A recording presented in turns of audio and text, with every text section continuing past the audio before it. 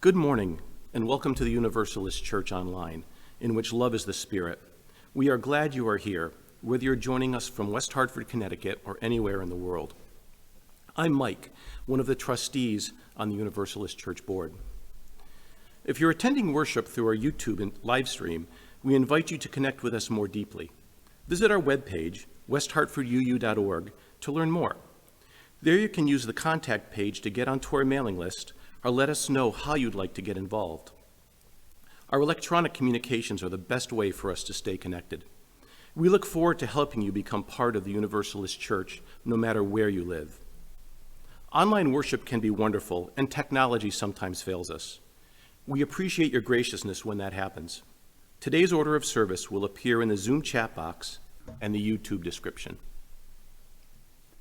I have a particular announcement for you today, and it's something that's exciting. You might have seen in our newsletter that we are going to be creating a shared worship for General Assembly this year.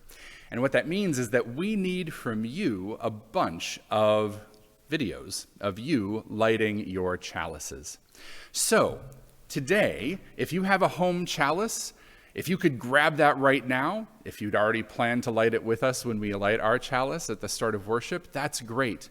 And what I'm going to do is ask you, as we are lighting our chalices together, to take your smartphone or your tablet and record yourself lighting that chalice. It doesn't have to be fancy. It doesn't have to be shot beautifully.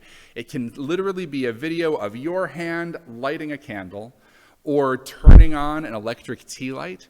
It can be a full shot of somebody smiling and lighting a chalice. That's fine too. But I'm going to ask you, if you can, to make that video this morning or as soon as you're able, and then look at our email, the newsletter from last Friday. It has instructions on how to upload that video to us so that we can use it for our shared worship. Thank you. Our Zoom fellowship time will begin shortly after worship ends. If you're attending through Zoom today, please stay online, even if you need to step away for a short break, to connect with one another.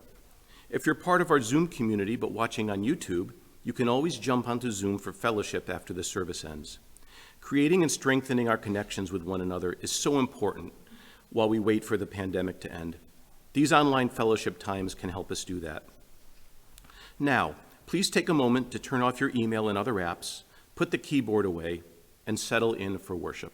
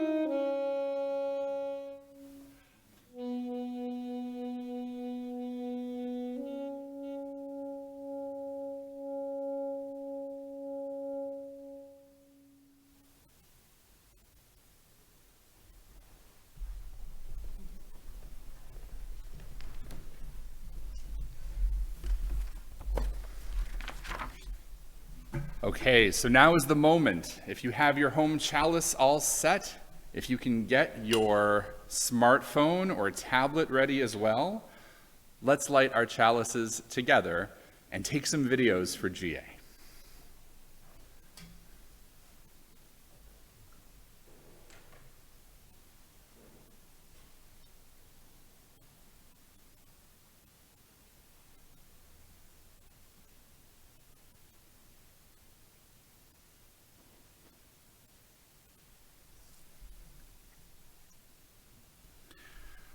Please join me in speaking the words of our affirmation, our covenant. It's in the description and the chat. Love is the spirit of this church, and service is its law. This is our great covenant, to dwell together in peace, to seek the truth in love, and to help one another. Jennifer Madison will offer our time for all ages this morning.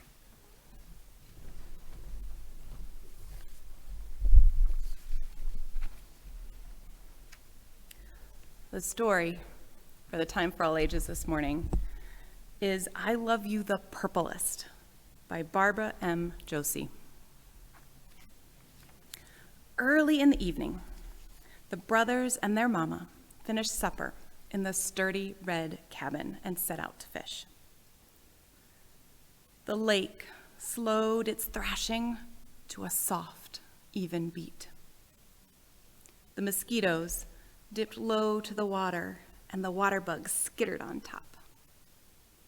The moon glowed on one side of the lake, while the sun shimmered on the other. This was the time when fishing was best. Max exploded from the cabin, twirling a shovel in front of him. Mama came next, and then Julian. Julian shut the cabin door tightly to keep it safe from burglars and bears. Julian scooped the dirt to find the fattest worms. Max jumped on his shovel and flung dirt in the air until a tangle of worms filled his can. "Mama, who has the most worms?" he asked. Mama smiled.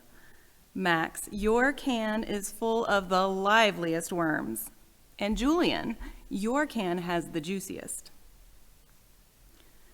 Max, Julian, and Mama stepped into the small wooden boat. Julian took one oar, and Max took the other. Julian planted his blue boots wide and took deep, even strokes. Max braced his red boots against the ribs of the boat and stroked quickly through the water. Brothers' faces were hot, and they gulped at the air. Julian gasped, "Mama, who's the best rower?" Mama's eyes grew soft. "Why, Julian, you took the deepest strokes. And Max, your strokes were fastest."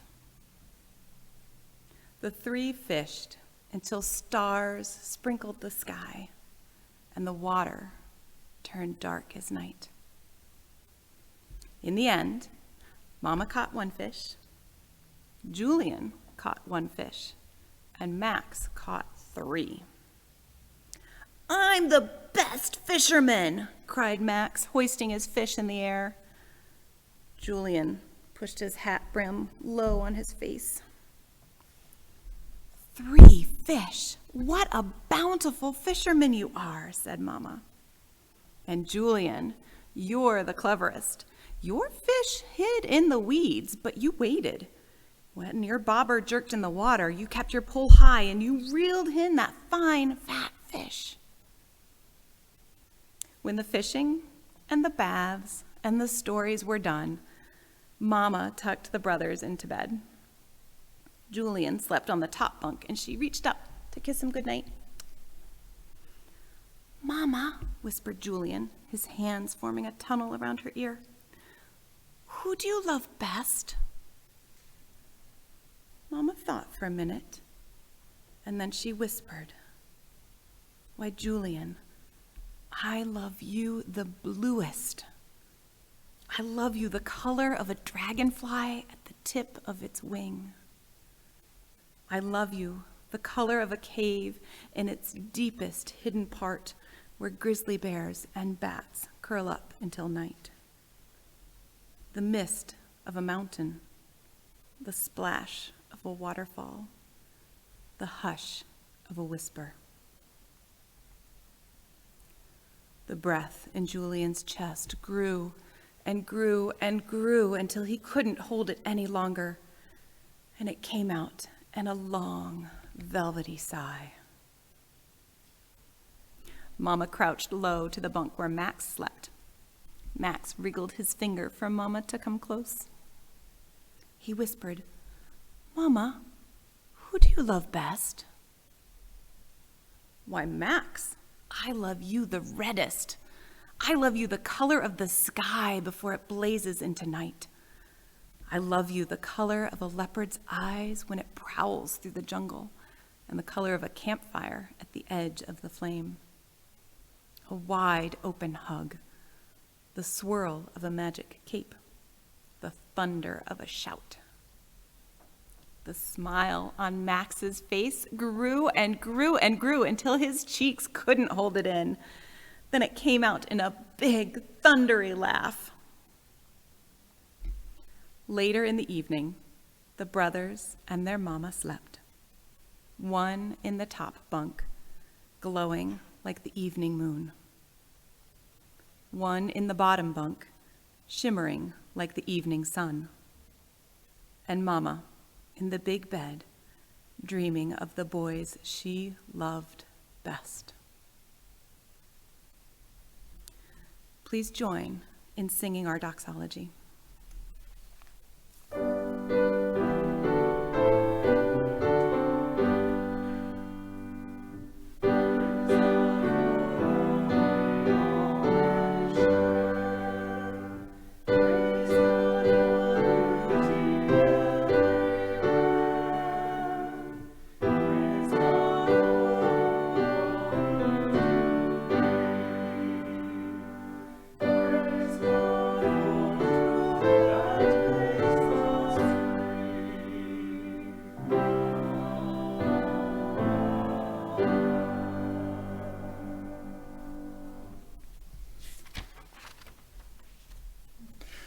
We are grateful for all the ways you support us and one another.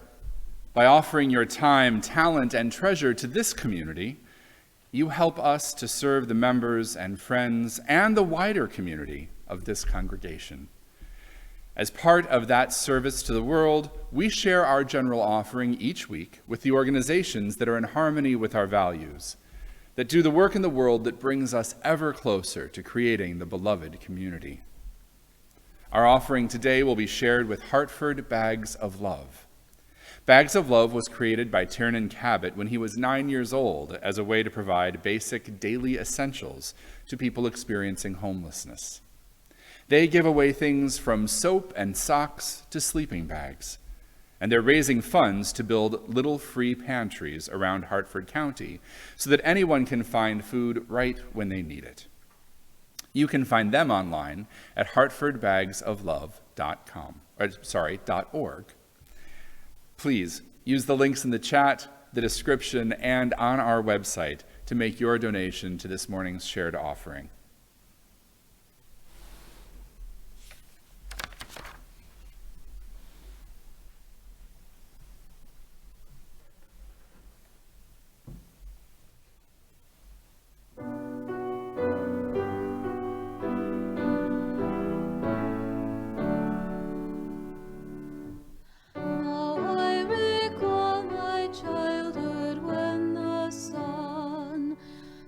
To my bedside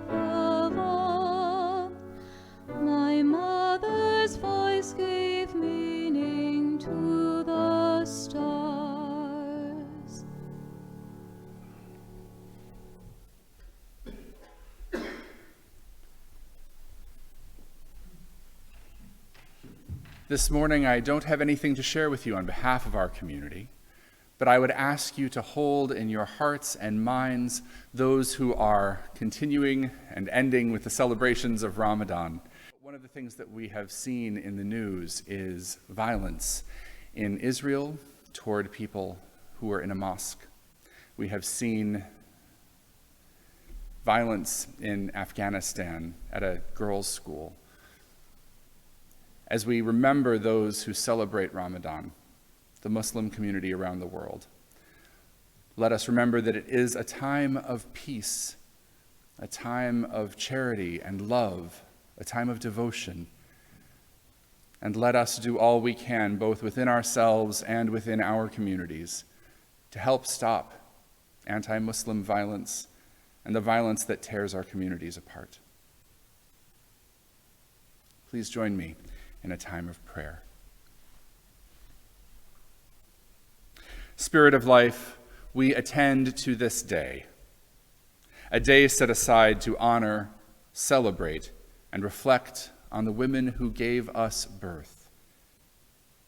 Some of us came to this day with joy, with strong and tender feelings for the women who embody the word mother. They not only gave us our lives, they are responsible for shaping our spirits. They have fed us, played with us, nurtured us, listened to us. They have given unselfishly for us. They have loved us unconditionally. May we find ways to give back a portion of the love which we have so abundantly received, to stay with these mothers in life or in memory. May we be grateful for our mother's strength, wisdom, beauty, the gifts of life which she has passed on to us.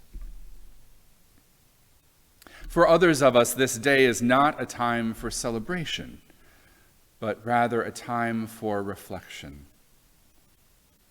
We may feel an absence through death or indifference. We may have complicated or difficult, unhappy associations with the word mother. If so, may we find in this time an opportunity to reflect on others who have mothered us, the women in our lives who have shown their love for us through motherhood or mentoring. These women, tough, gentle, truth-telling, loving, wise, whimsical, who have served as our teachers, our mentors, our ministers, our guides, our friends. On this Mothering Day, may we also remember the great mother who sustains us, whose very body is the substance of our existence, the ground we walk on, the source of our being. From whatever place of the Spirit we come this morning, let us take a time in stillness together.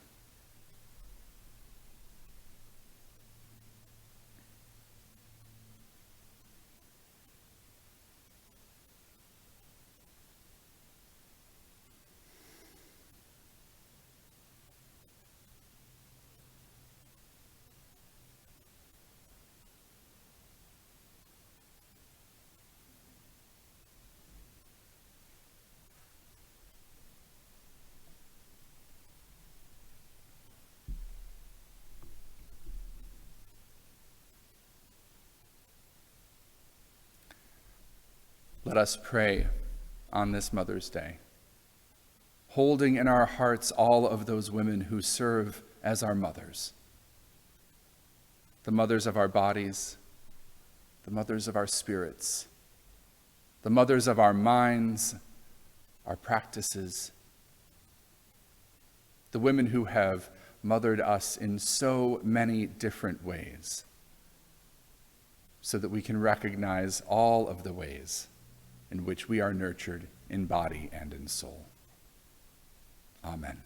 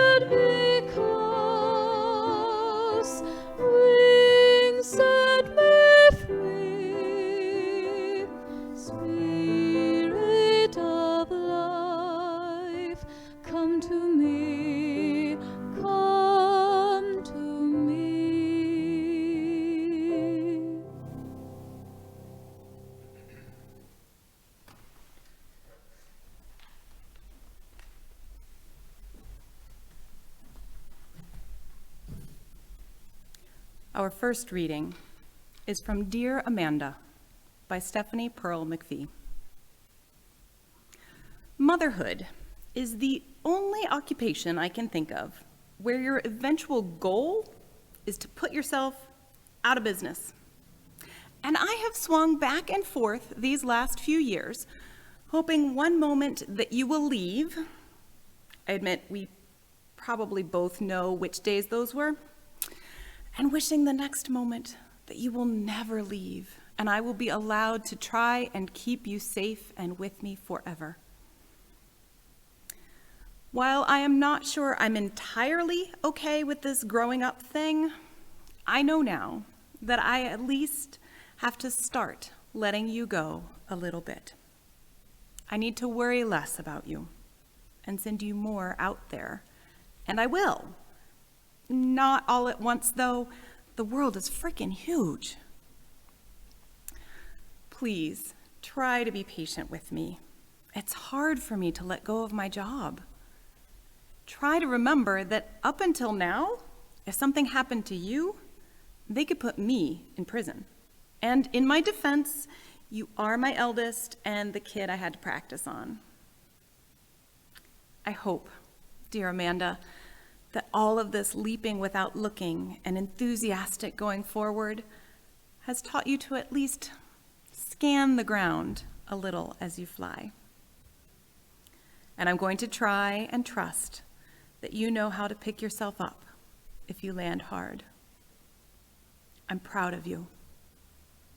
I love you. Happy 18th.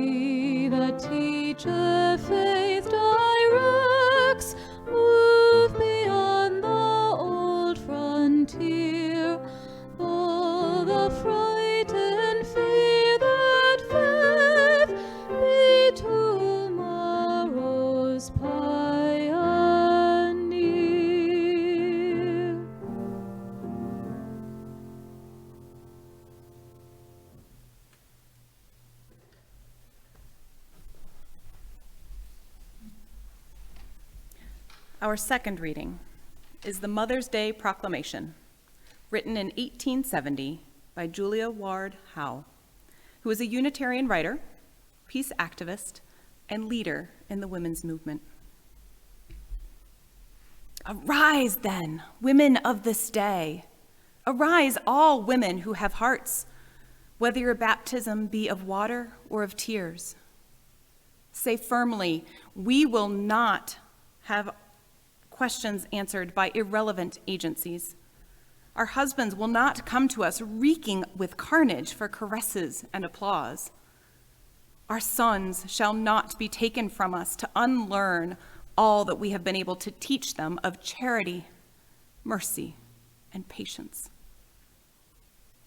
We, the women of one country, will be too tender of those of another country to allow our sons to be trained to injure theirs.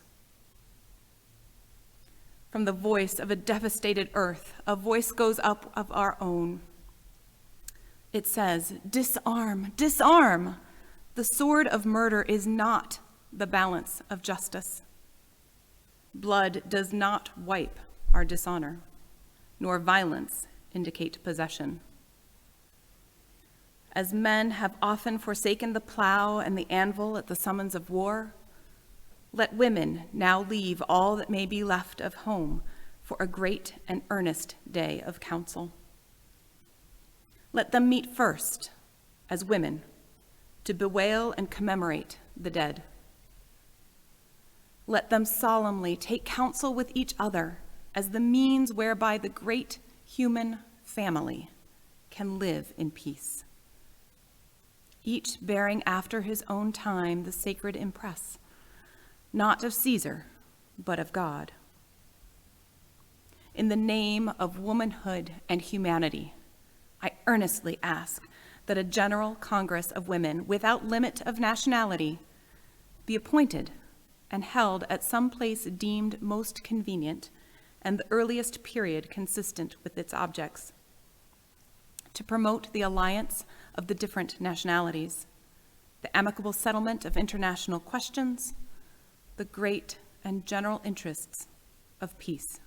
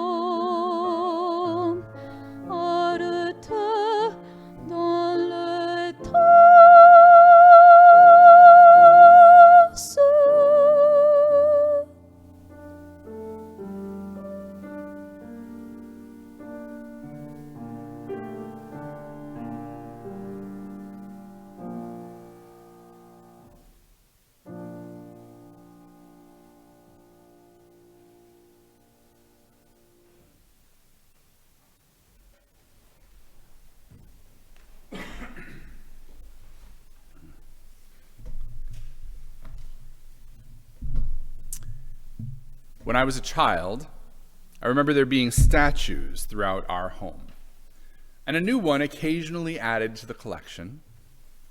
They were made of various materials in different styles, some quite abstract, others highly realistic. And each one of these has one larger figure and one smaller figure held closely by.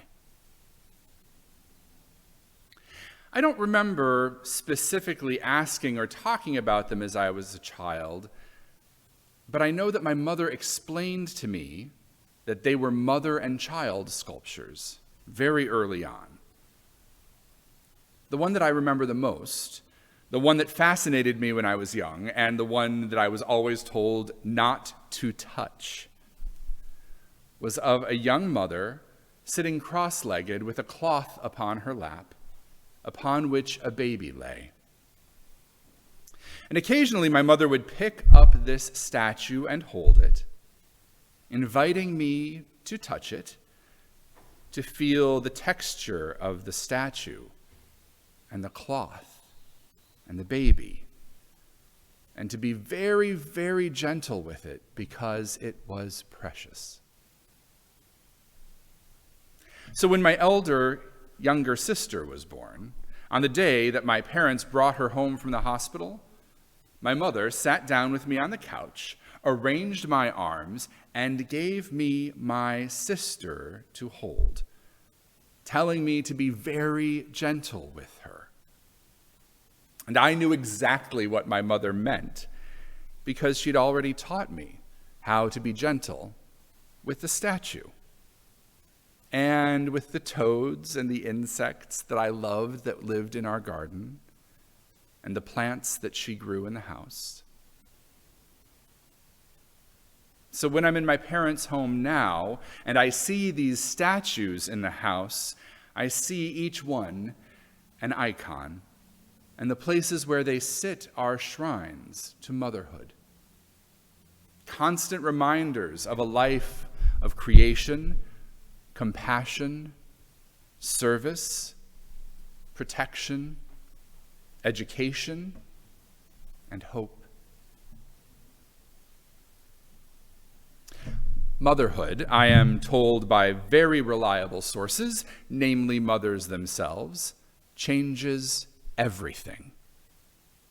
How one sees one's child, one's parents, one's partner, the whole world, and perhaps most profoundly of all, oneself. How one understands the connections between relationships at home and the connections that we all share with the entire world. Motherhood makes things that once seemed irrelevant central, and things that were once central sometimes irrelevant. Stephanie Pearl McPhee writes in her letter to her daughter Amanda about the paradox of motherhood. And this is truly the paradox of nurturing any other person. We want those we love to be strong enough to thrive without us, and also to stay close so that we can continue to appreciate them and take care of them. We want to rejoice in their ability to go off on their own, while also wishing that maybe they wouldn't go so far, or go just yet, or that they would go right now, but come back soon and regularly. We know that if we don't allow for mistakes and failures in the lives of those we are nurturing, then we don't allow for learning and growth and understanding. It is so very hard to do sometimes. No one wants to see those they love be hurt or sad, and yet that is part of making sure those we nurture can function on their own, that they understand cause and effect, figure out how to manage their wounds and hard feelings. I hope, dear Amanda, that all of this leaping without looking and enthusiastic going forward has taught you to at least scan the ground a little as you fly. And I'm going to try and trust that you know how to pick yourself up if you land hard. We give the people that we love information and skills, and then we have to let them figure out how to put them to use. We have to let one another learn to do it for ourselves. We have to step back and hope and pray and wait. And as Amanda's mom says, motherhood is the only occupation I can think of where your eventual goal is to put yourself out of business. So how do you do that? By making sure that those you nurture are capable of doing well on their own. As my mother always said, by making yourself obsolete. And we do this, mothers and the rest of us, by developing skills in the people that we care for, by growing emotional maturity that can handle strength and vulnerability, by encouraging people to ask questions that uncover deepest values and ultimate meaning. And these questions are asked not only by the women who have mothered each of us in some way, but also by the many women I would call mothers of our faith. The list is long, and I cannot name them all. But we can name the first Universalist woman minister, Olympia Brown, and the religious educator, Sophia Lyon-Faz, the transcendentalist, Margaret Fuller. These are women who have shaped our Unitarian Universalist history and our current communities. And in this congregation, there are women who have been ministers, called, hired, intern, and interim. There are directors of faith development, board members, committee chairs, as well as those who have found other ways to be wise, involved, dedicated, and caring. Julia Ward Howe is another mother of our faith. She proposed a holiday, Mother's Peace Day, originally to be held on the second Sunday in June. And Mother's Peace Day spread for a while, but was eventually eclipsed by our contemporary Mother's Day. Her Mother's Day proclamation calls for women from all over the world to meet, to find a way to stop war and create peace. She writes, "Arise then, women of this day. Arise, all women who have hearts, whether your baptism be of water or of tears. Say firmly, we will not have questions answered by irrelevant agencies. Our husbands will not come to us reeking with carnage for caresses and applause. Our sons shall not be taken from us to unlearn all that we have been able to teach them of charity, mercy, and patience. We, the women of one country, will be too tender of those of another country to allow our sons to be trained to injure theirs. Let women now leave all that may be left of home for a great and earnest day of counsel."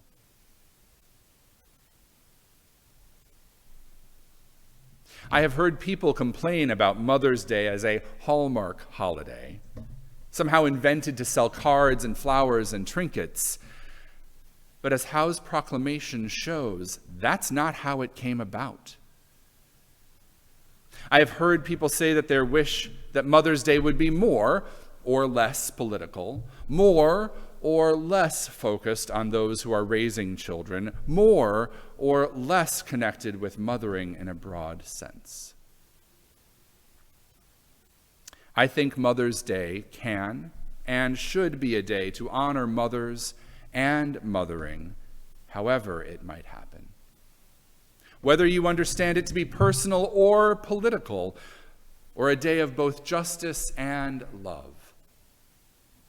I see a continuum from mothers who seek to make peace on the playground among siblings, to those who seek to make peace in the world's wider arenas. The impulse to nurture compassion and love in one's own children can be writ large and turned into an impulse to nurture and protect it in all of us. This seeming paradox, mothering as the task of creating fully functional and independent adults through a love that is ideally permanent and protective and nurturing, doesn't belong to any particular kind of mother. If Mother's Day, as we celebrate it now, reminds us to honor those who have mothered us individually, Julia Ward Howe's call to action echoes today in women's movements that witness to the injustice that occurs in the world. There is a mothering that these movements do, nurturing our souls toward awareness and compassion while asking everyone to care for the actual people who are at risk in the world, no matter their age, race, gender, religion. Compassion, I believe, is what Julia Ward Howe is asking for from us in all the ways we might live it out. One mother speaking to her children of kindness and friendship. One mother speaking to another woman in order to find a solution that ends without violence. One mother teaching and leading in cooperation with others. In mothering, justice is simply an expansion of nurturing love to all children, not just one's own. At every level, mothering is a very personal act, whether for a family or the faith or the world. It relies on experience and emotion, devotion and self-preservation. Mothering is an act of hope. It extends and expands beyond any one person when the love of one's children is a path to compassion and love for all. Motherhood is not simple. A comment that seems forgettable right in the moment might be the thing that changes a child's life forever. There's a fine balance between protection and overprotection, between leaving room to grow and leaving room to get lost. Not everyone mothers the same way. Not everyone wants to do it at all. And not everyone does it well all the time. Motherhood is both a physical, bodily condition and a condition of the heart and the soul. There are those who mother without ever having given birth, and those for whom the act of creation was the most that they could manage.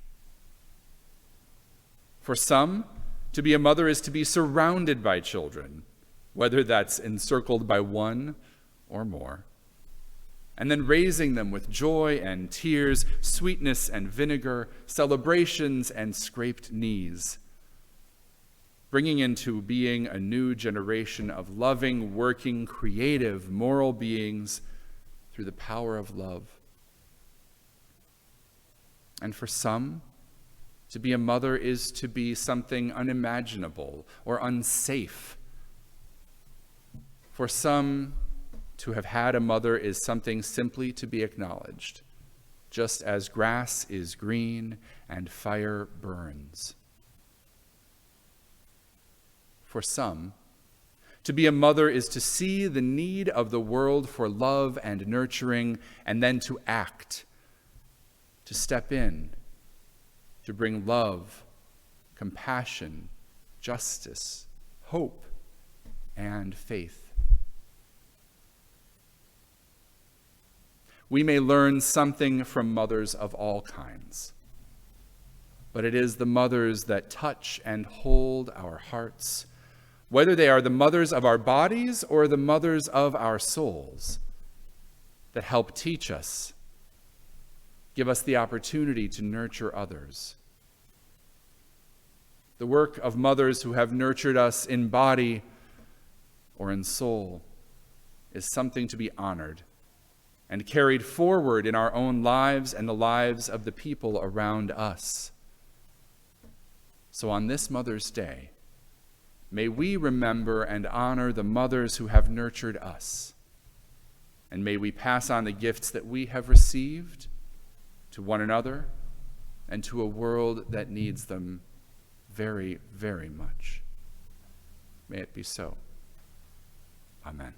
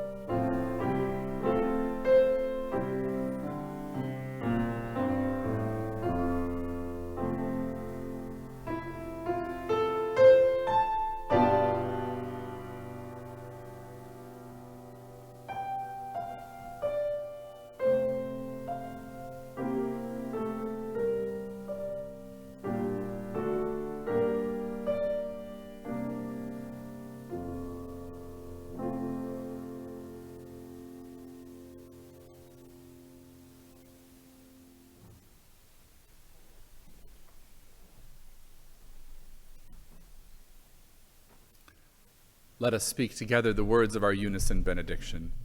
You can find it in the description or in the chat. Engage with the world in peace. Have courage. Hold on to what is good.